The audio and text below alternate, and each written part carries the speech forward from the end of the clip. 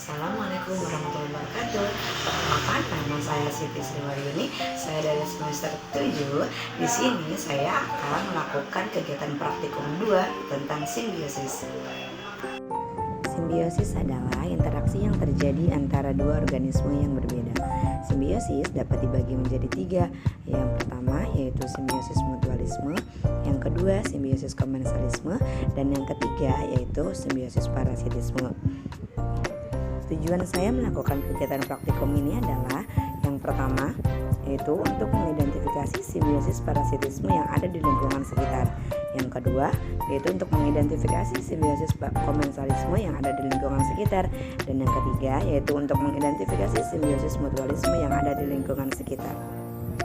Simbiosis komensalisme adalah hubungan antara dua makhluk hidup di mana yang satu pihak mendapatkan keuntungan dan pihak yang lain tidak diuntungkan dan juga tidak dirugikan. Itu antara tumbuhan paku dengan pohon mangga.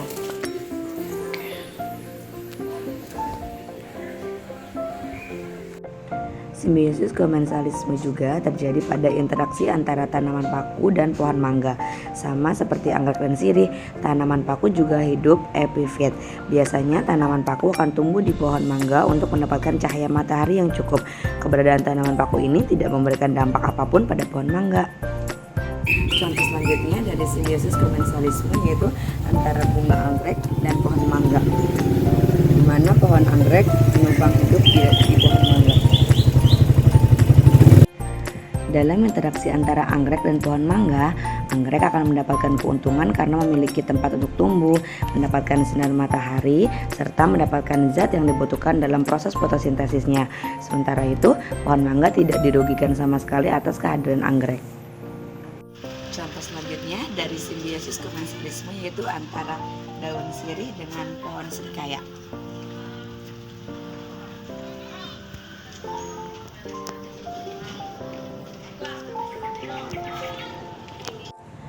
Di mana daun sirih juga termasuk tanaman epifit seperti halnya bunga anggrek. Sirih akan tumbuh merambat dengan bantuan tanaman inangnya. Salah satunya yaitu di pohon serikaya. Keberadaan sirih yang mendapatkan untung tersebut tidak menguntungkan maupun merugikan pohon serikaya. Simbiosis mutualisme adalah hubungan antara dua makhluk hidup di mana yang keduanya sama-sama saling menguntungkan. Berikut merupakan salah satu contoh dari simbiosis mutualisme yaitu antara manusia dengan tumbuhan yaitu pohon belimbing.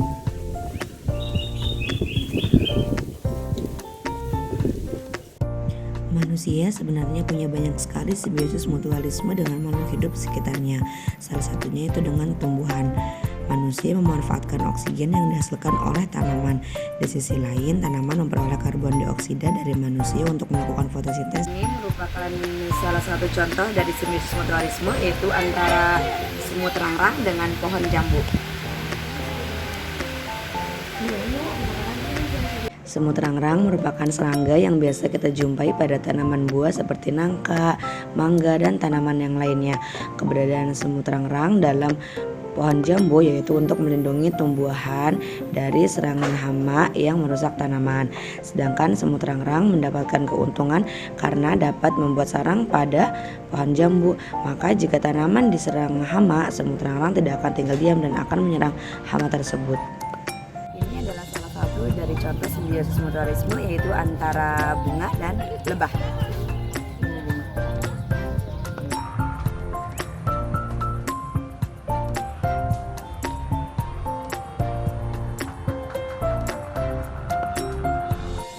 Dalam hal ini, bunga dan lebah juga memiliki hubungan simbiosis mutualisme.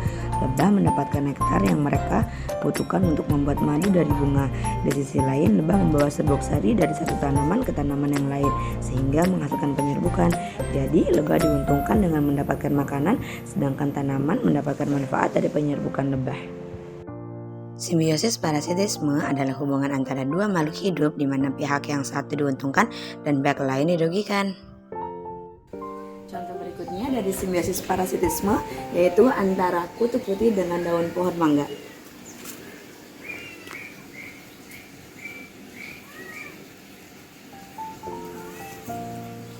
Kutu daun merupakan jenis serangga kecil yang memakan getah tanaman.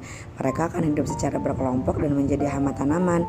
Kutu daun umumnya hidup menempel pada tumbuhan dan sangat merugikan tumbuhan yang mereka tinggali. Dalam simbiosis parasitisme ini, kutu memperoleh keuntungan berupa getah daun makanan, sedangkan tumbuhan sangat dirugikan dengan adanya kutu tersebut karena getah makanannya diserap oleh kutu tersebut. Berikut adalah salah satu contoh dari bentuk simbiosis parasitisme, yaitu antara belalang dan tumbuhan pohon palem.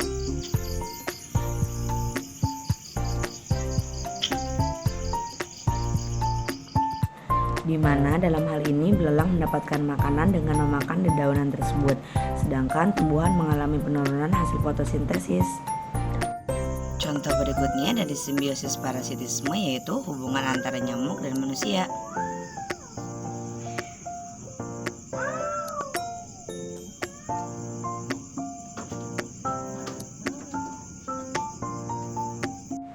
Dalam hal ini, nyamuk merupakan salah satu parasit yang menyebabkan kerugian pada manusia. Nyamuk tersebut menghisap darah manusia. Bahkan nyamuk juga akan meninggalkan parasit berupa virus ke tubuh manusia yang dapat merugikan. Nyamuk membutuhkan nutrisi berupa darah segar dan terus menghisapnya. Imbal baliknya memberikan dampak negatif dari gigitan terhadap manusia. Hal ini adalah bukti dan contoh dari simbiosis parasitisme. Akibat dari nyamuk tersebut, manusia bisa merasakan sakit yang cukup berbahaya. Virus tersebut berupa penyakit malaria yang berdampak hingga kematian.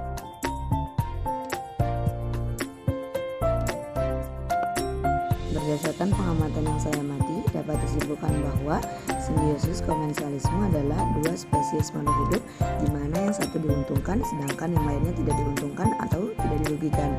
Simbiosis komensialisme ini juga dapat berpengaruh buruk bagi tumbuhan yang ditumpanginya jika terjadi terus-menerus karena dapat menghambat pertumbuhan atau berkurangnya produktivitas tumbuhan inangnya.